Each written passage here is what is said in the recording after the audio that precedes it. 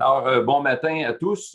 J'espère que tout le monde va bien en ce lundi matin. Je me présente Pierre Berthiaume. Je suis le président directeur général de la Chambre de commerce et d'industrie Limoulins.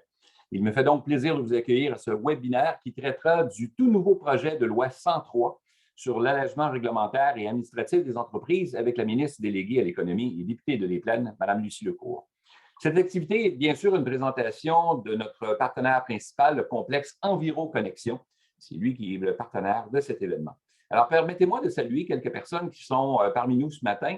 Donc, l'attaché politique de Pierre Fitzgibbon, ministre de l'Économie et de l'Innovation, ministre responsable du développement économique régional et député de Terrebonne, Mme Valérie Boutin, qui est avec nous. L'attaché politique de Mathieu Lemay, député de Masson, Mme Isabelle Dionne. Également, la mairesse de la ville de Sainte-Anne-des-Plaines, à côté, qui est avec nous, Mme Julie Boivin. Et les conseillers et conseillères municipaux qui sont présents avec nous également. Les gens d'Investissement Québec, je salue entre autres Nathalie Brault, et de la MRC Limoulins, le directeur général, M. Claude Robichaud. Le projet de loi 103, adopté en décembre 2021, a pour but de moderniser et de simplifier les modalités administratives auxquelles les entreprises québécoises doivent se soumettre, et ce afin de bâtir un environnement d'affaires plus compétitif et créer davantage de richesses au Québec. Il permettrait aux gens d'affaires de réduire la paperasse et se concentrer sur ce qui compte vraiment pour eux, l'essor de leur entreprise.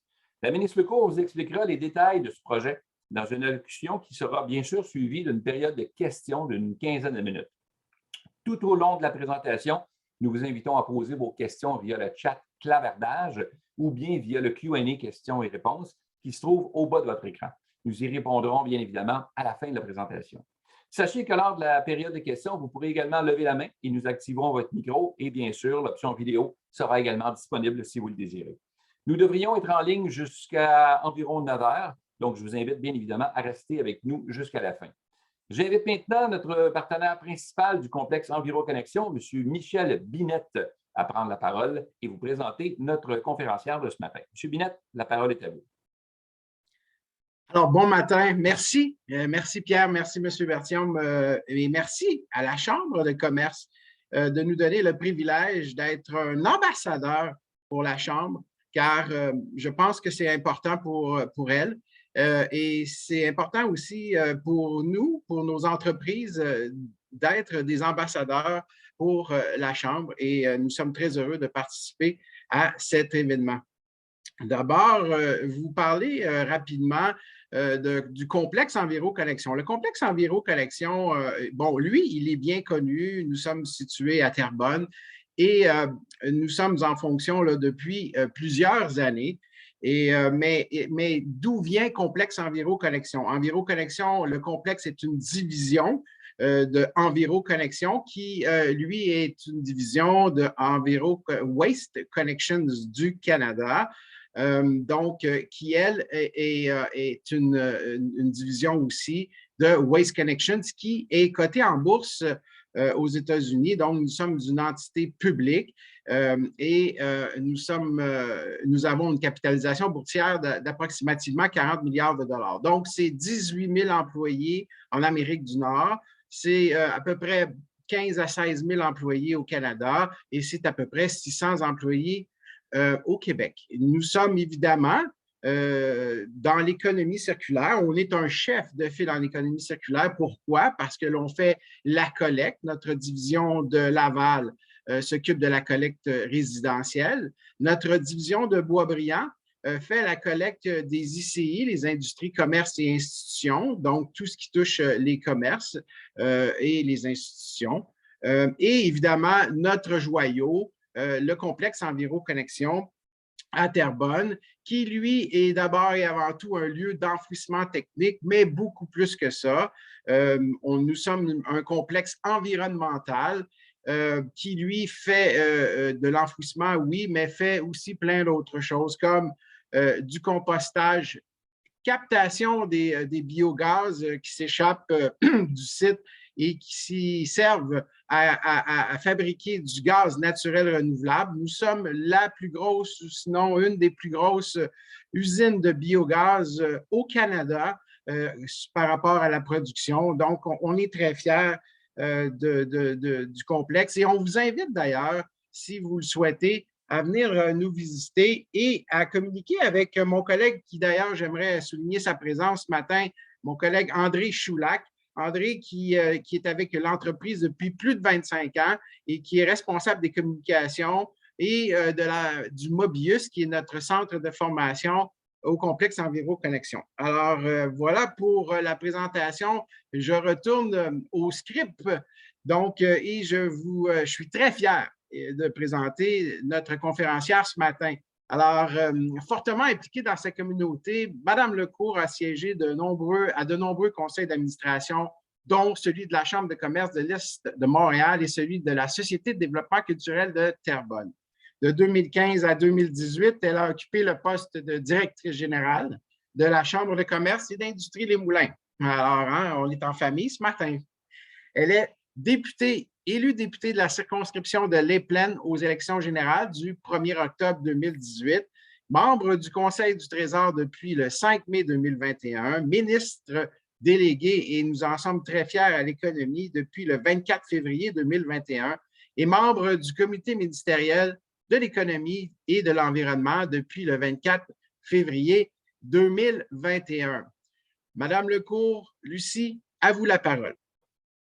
Merci beaucoup, Michel. Merci, Pierre. Merci à toute l'équipe d'Enviro Connexion. Je ne suis pas sans savoir que c'est important pour les chambres de commerce d'avoir aussi des partenaires pour ces événements-là. Effectivement, on est un peu en milieu connu, alors je me permets des familiarités. C'est vrai, c'est comme notre petite famille. Donc, je veux me permettre aussi de saluer Julie Boivin, tous les gens d'Investissement Québec aussi qui sont là, tous les gens des MRC également, tous les élus, puis bien évidemment mes collègues des bureaux de circonscription limitrophes. Alors, merci pour cette invitation. Je suis très heureuse de m'adresser à vous aujourd'hui pour parler du projet de loi 103. En fait, on va parler de la loi 103 maintenant parce qu'elle est adoptée effectivement depuis décembre dernier. C'est la loi en allègement réglementaire et administratif. Je suis d'autant plus heureuse de pouvoir le faire devant des gens d'affaires, justement, des gens issus de la communauté, parce que ce projet de loi va permettre d'alléger le fardeau administratif de dizaines de milliers d'entreprises québécoises. Pour ceux et celles qui sont touchés par le projet de loi, ça signifie des gains de temps, des gains en argent et des gains en efficacité. Avant d'aborder un peu plus en détail le projet de loi, la loi comme telle, je vais faire un petit recul pour vous donner un petit peu, pour vous expliquer un petit peu le contexte. Vous savez que dès notre arrivée en poste au mois d'octobre 2018, on a fait de la réduction et de la paperasse pour les entreprises une grande priorité et on a pris ça très au sérieux. Donc, on a fait de la réduction de la paperasse une priorité et la raison pour laquelle j'insiste là-dessus, c'est parce qu'il y a un certain cynisme qui s'est installé quand les gouvernements parlent de la réduction du fardeau administratif. On a posé des gestes pour rompre avec cette tendance. Notamment, l'an dernier, on a dévoilé notre plan d'action en matière d'allègement réglementaire et administratif.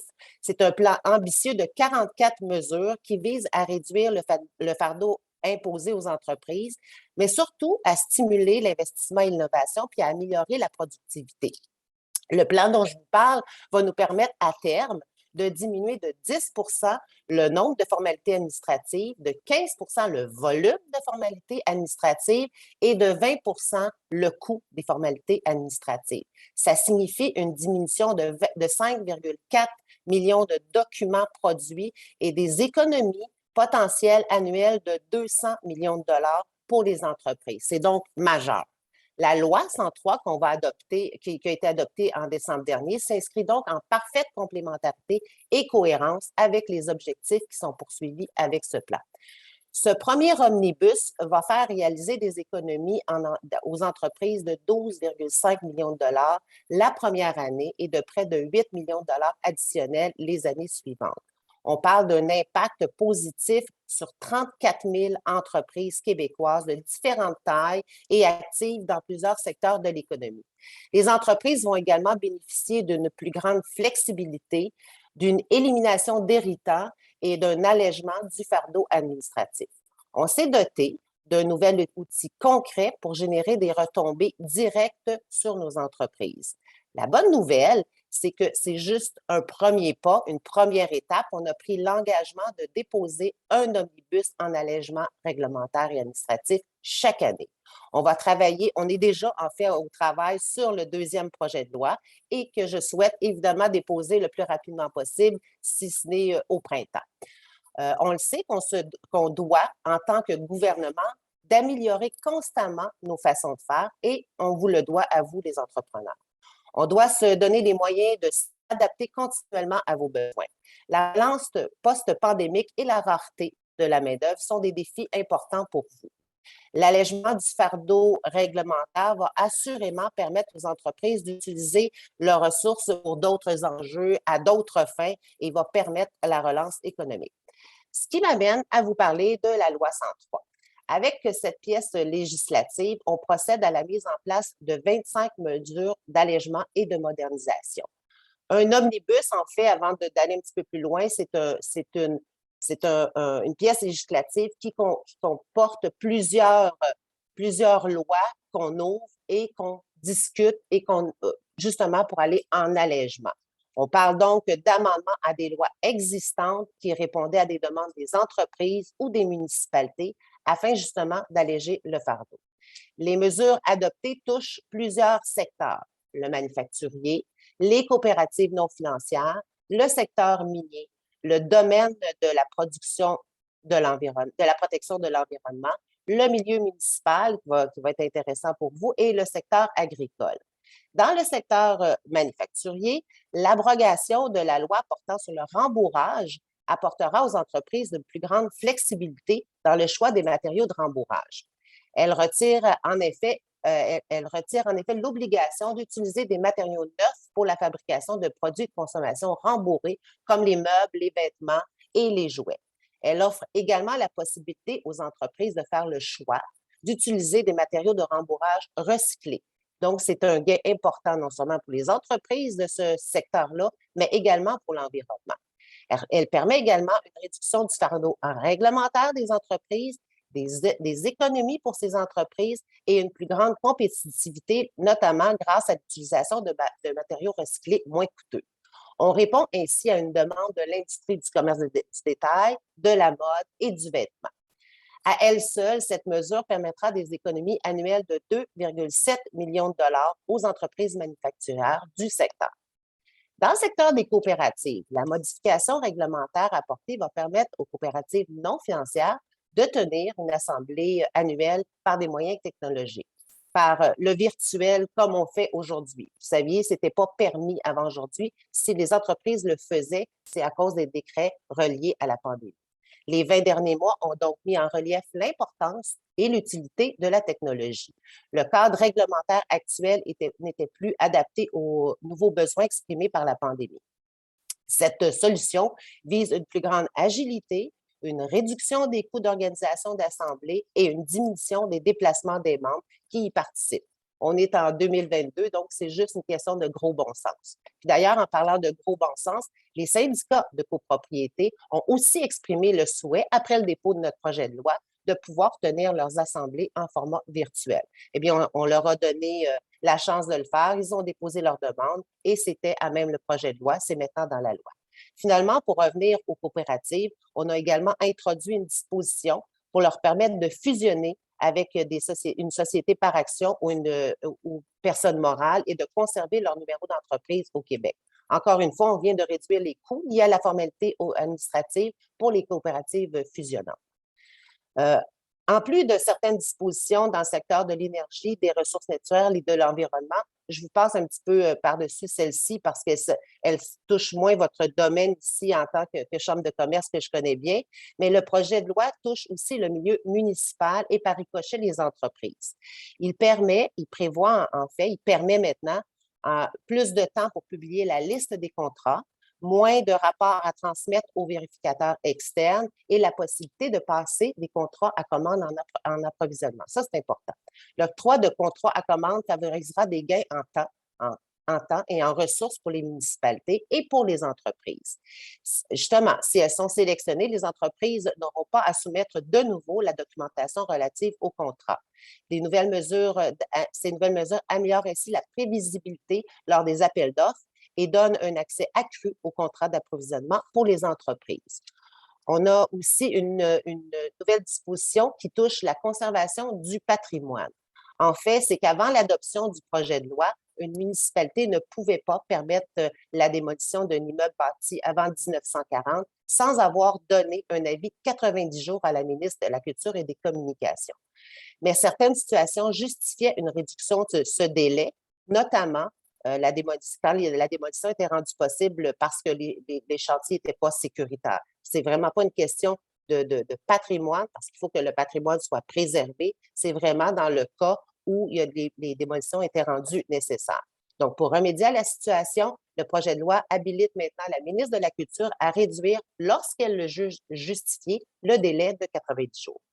Comme vous en avez sûrement entendu parler, les dispositions du secteur agricole sont sans aucun doute celles qui ont soulevé le plus de passion, particulièrement la mesure sur le morcellement agricole.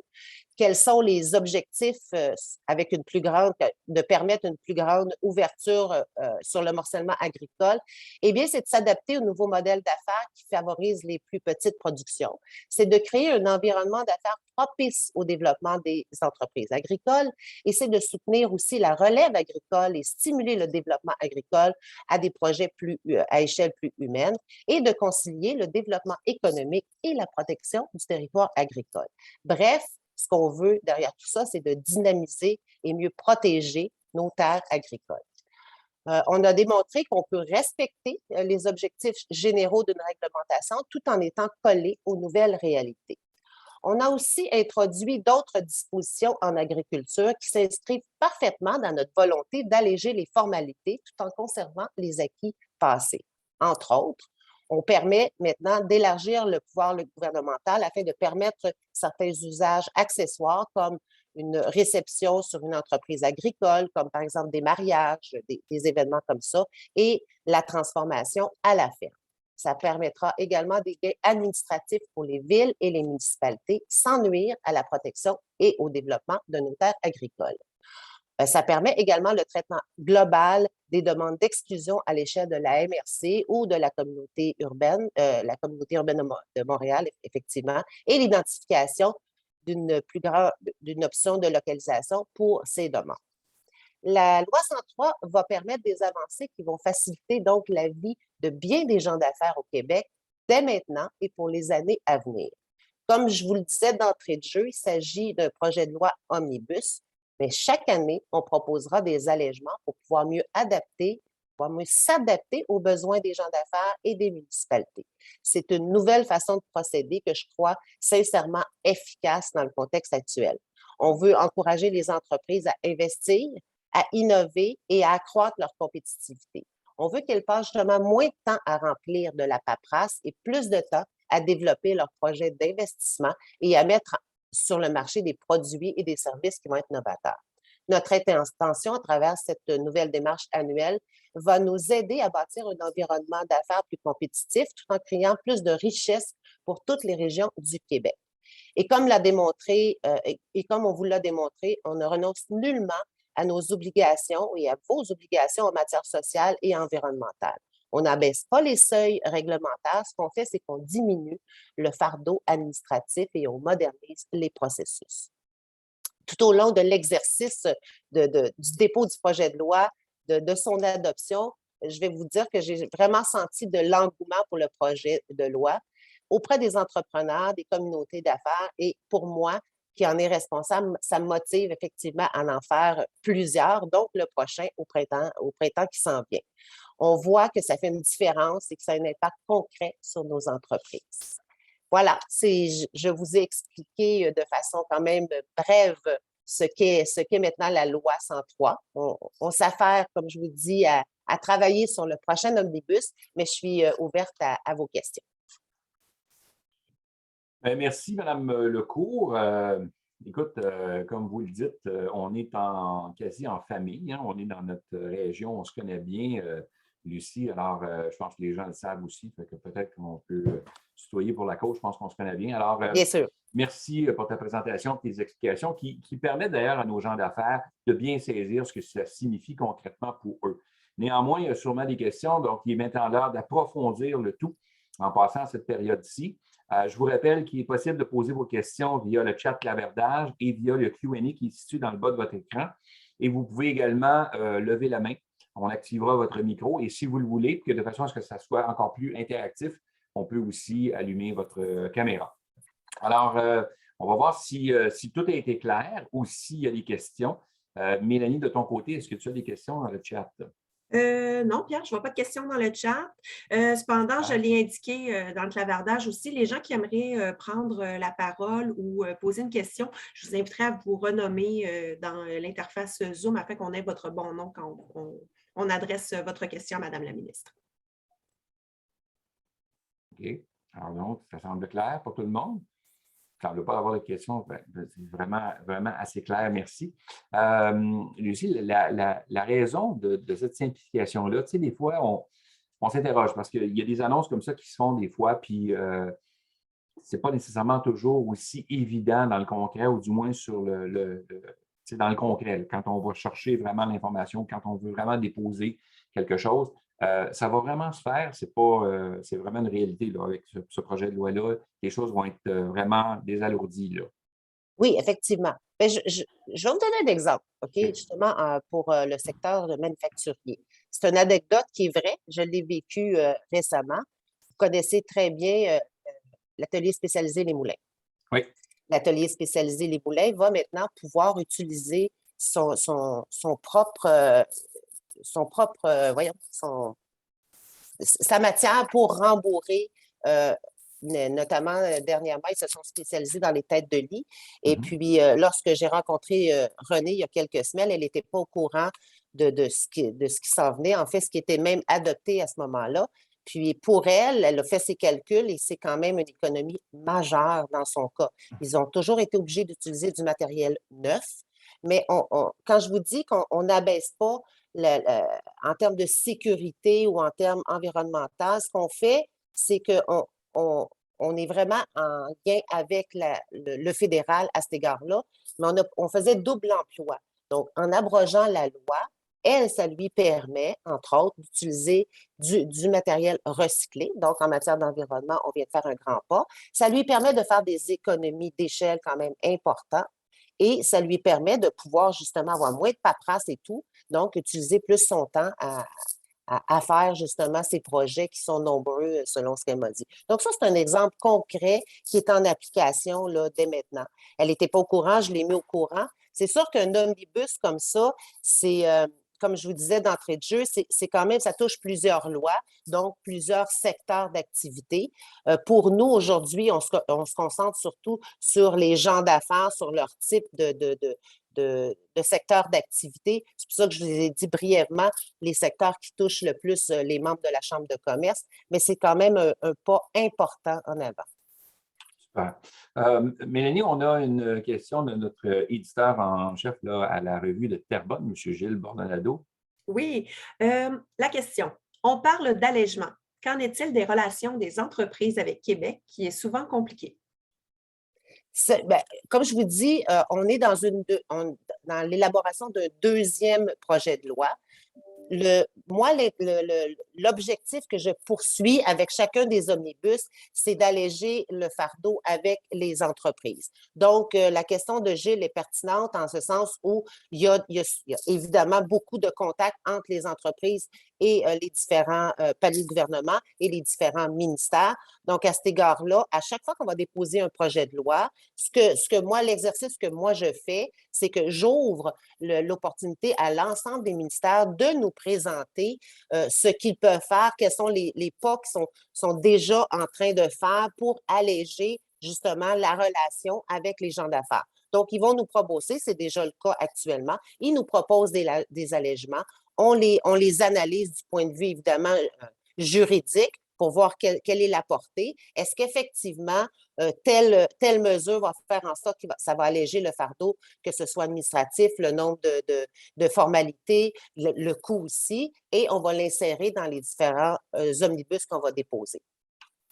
Je vais juste apporter une précision. On parlait de Revenu Québec dans sa question. En l'occurrence, comme je vous dis, ma réponse reste la même en ce sens où chacun des ministères est interpellé pour nous présenter à nous, au ministère de l'Économie et de l'Innovation, des propositions en allègement.